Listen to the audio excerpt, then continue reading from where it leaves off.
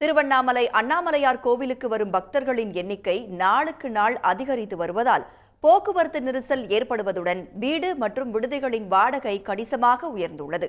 இதனால் உள்ளூர் மக்களுக்கு ஏற்படும் பாதிப்புகளை தடுக்க உரிய நடவடிக்கை எடுக்க வேண்டும் என்று கோரிக்கை எழுந்துள்ளது. அது குறித்த ஒரு செய்தி தொகுப்பை விரிவாக பார்க்கலாம்.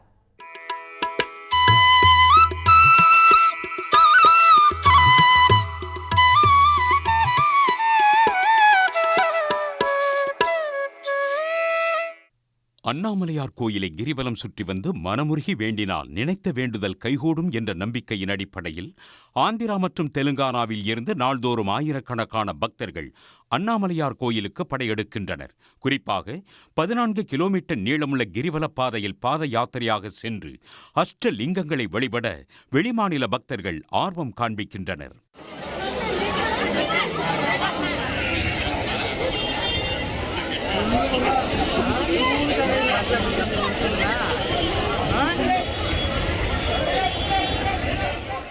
நகரப் பகுதிகளில் போக்குவரத்து நெரிசல் ஏற்படாமல் இருக்க மாட வீதிகளிலும் நகரின் சில முக்கிய சாலைகளிலும் ஆம்னி பேருந்து, வெளியூர் கார்கள் அனுமதி மறுக்கப்படுகின்றன.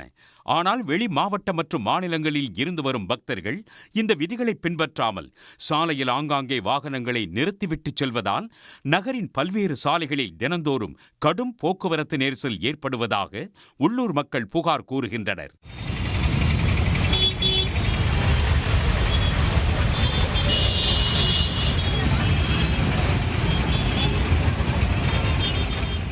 காலை மற்றும் மாலை நேரங்களில் பள்ளி, கல்லூரி செல்லும் மாணவர்களும் பணிக்கு செல்பவர்களும் சில நேரங்களில் ஆம்புலன்ஸுகளும் கூட நெரிசலில் சிக்கிக் கொள்வதாக புகார் எழுந்துள்ளது.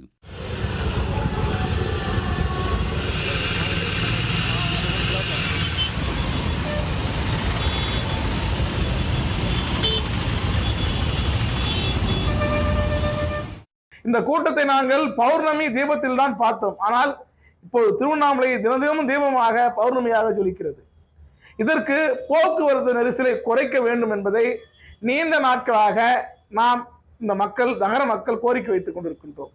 முதலில் வெளி மாநிலத்தில் வாகனங்களை நகர எல்லை பகுதியிலே தடுத்து நிறுத்தப்பட வேண்டும்.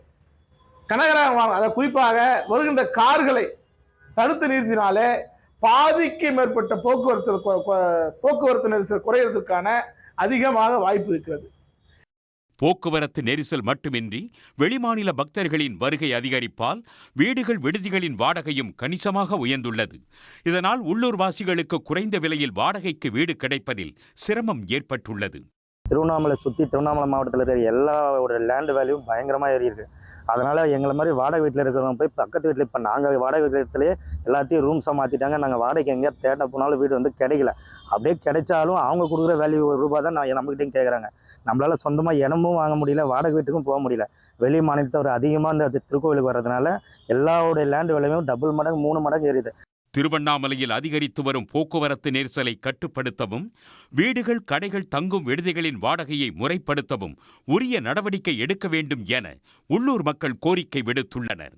சன் செய்திகளுக்காக திருவண்ணாமலையில் இருந்து செய்தியாளர் ஐயப்பன். உடனுக்குடன் செய்திகளை தெரிந்து கொள்ள சன் நியூஸ் பெல் ஐகானை கிளிக் பண்ணுங்க.